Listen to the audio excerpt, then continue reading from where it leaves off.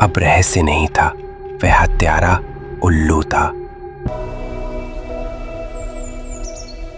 Talking people, जहां पुरानी कथाएं अपनी जड़ें जमाती हैं।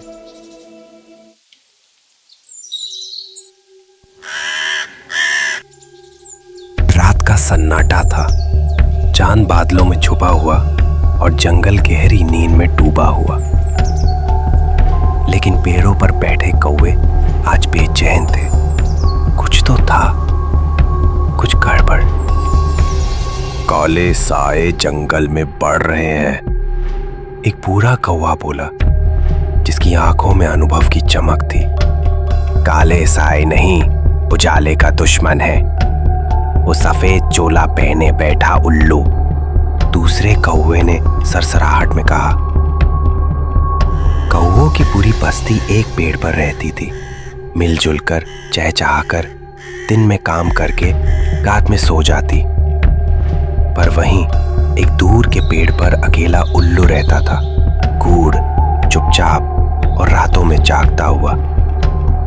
उसे कौवों की चहचहाहट से नफरत थी। ये दिन के उजाले में ही खुश रहते हैं, इन्हें अंधेरे का महत्व क्या पता, वह बड़बड़ाता। एक दिन उसने योजना बनाई, एक एक करके सबको खत्म कर दूंगा, लेकिन एकदम चुपचाप। उल्लू ने चालाकी से शुरुआत की। वह कौवों के पेड़ के पास गया और चुपचाप रोने लगा। मैं अपने कबीले से निकाल दिया गया हूं, मुझे दिन से डर लगता है, अब मैं बदलना चाहता हूं, क्या मैं यहीं रह सकता हूं? कौवे उलझन में पड़ गए। क्या इस रात्रिचर पर भरोसा किया जा सकता है? कुछ बोले दया दिखाओ, कुछ बोले सावधान रहो, लेकिन अंत में दया जीत गई। ठीक है, एक ताल तुम्हारी। रात दर रात उल्लू कौवों की गतिविधियां समझता रहा और एक एक करके जब कोई कौवा बीमार पड़ता या रात को अकेला होता, वह गायब हो जाता। किसी को भनक नहीं लगी, कोई शिकार नजर नहीं आया। लेकिन कौवे कम होते जा रहे थे। बूढ़े कौवे ने कहा, यहाँ कुछ तो है, ये सन्नाटा सामान्य नहीं। एक दिन बूढ़ा कौवा रात भर जागता रहा और उसने देखा वही उल्लू जिसकी आंखें चमक रही थीं, धीरे से घायल कौवे की ओर बढ़ा और धप, पंखों की हल्की फड़फड़ाहट और फिर सन्नाटा।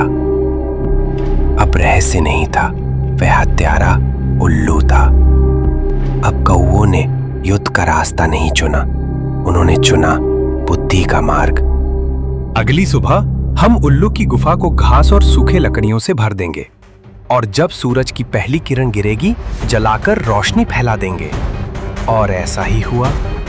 सूरज चढ़ा, धूप गिरी, उल्लू की गुफा जल उठी।